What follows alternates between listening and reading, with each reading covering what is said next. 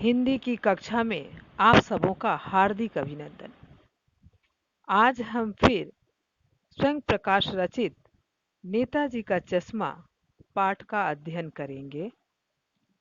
इससे पहले हमने स्वयं प्रकाश जी के जीवन चरित्र के संबंध में जाना। नेताजी का चश्मा शीर्षक से स्पष्ट है कि यह कहानी नेताजी यानी सुभाष चंद्र बोस, जिन्होंने स्वतंत्रता आंदोलन में महत्वपूर्ण भूमिका अदा की थी, उन्हीं की मूर्ति पर लगे चश्मे के इर्द गिर्द घूम रही है। नेताजी का चश्मा कहानी में कहानीकार स्वयं प्रकाश ने कैप्टन चश्मे वाले के माध्यम से देश के निर्माण में अपने अपने ढंग से योगदान करने वाले गुमनाम नागरिकों के योगदान को रेखांकित किया है। चलिए पाठ का प्रारंभ करते हैं।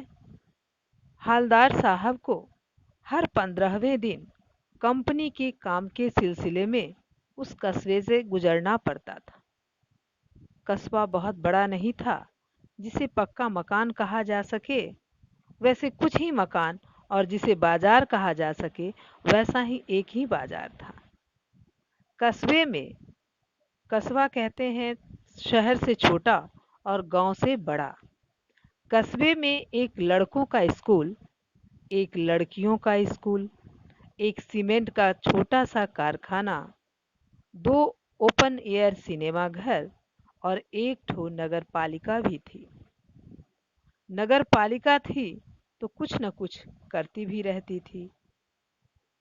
कभी कोई सड़क पक्की करवा दी, कभी कुछ पेशाब घर बनवा दिए, कभी कबूतरों की छतरी बनवा दी, तो कभी कवि सम्मेलन करवा दिया।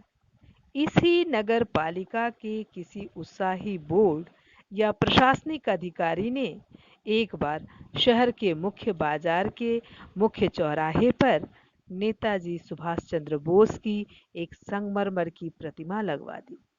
यह कहानी उसी प्रतिमा के बारे में, सुभाष चंद्र बोस की प्रतिमा के बारे में है, बल्कि उसके भी एक छोटे से हिस्से के बारे में। हालदार साहब को कंपनी के काम से एक छोटे से कस्बे से हर 15वें दिन के बाद गुजरना पड़ता था। उस कस्बे में बहुत कम पक्के मकान थे। इसके अलावा कस्बे में एक बाजार, लड़के और लड़कियों का एक एक स्कूल, एक सीमेंट का छोटा सा कारखाना, 2 खुले सिनेमा घर और एक नगर पालिका थी। नगर पालिका के किसी प्रशासनिक अधिकारी ने बाजार के चौराहे पर नेताजी सुभाष चंद्र बोस की मूर्ति लगवा दी थी। पूरी बात तो अब पता नहीं, लेकिन लगता है देश के अच्छे मूर्तिकारों की जानकारी नहीं होने और अच्छी मूर्ति की लागत, अनुमान और उपलब्ध बजट से कहीं बहुत ज्यादा होने के कारण काफी समय उहापोह और चिट्ठी पत्री में बर्बाद हुआ होगा, और बोर्ड की शासनावधि समाप्त होने की घड़ियों में किसी स्थानीय कलाकार को ही अवसर देने का निर्णय किया गया होगा। क्योंकि बोर्ड की शासन की अवधि, समय खत्म होने वाला था, तो किसी भी स्थानीय कलाकार को यह अवसर दिया गया कि झटपट में एक मूर्ति को तैयार किया जाए कम बजट में। और अंत में कस्बे के इकलौते हाई स्कूल के इकलौते ड्राइंग मास्टर, मान लीजिए मोतीलाल जी को ही यह काम सौंप दिया गया होगा, जो महीने भर में मूर्ति बनाकर पटक देने का विश्वास दिला रहे थे। तो प्रतिमा को देखकर ज्ञात होता था कि इसका निर्माण स्थानीय कलाकार द्वारा किया गया था। लगता है कि हाई स्कूल के ड्राइंग के अध्यापक ने अपने निर्धारित समय में इस प्रतिमा का निर्माण कर दिया था।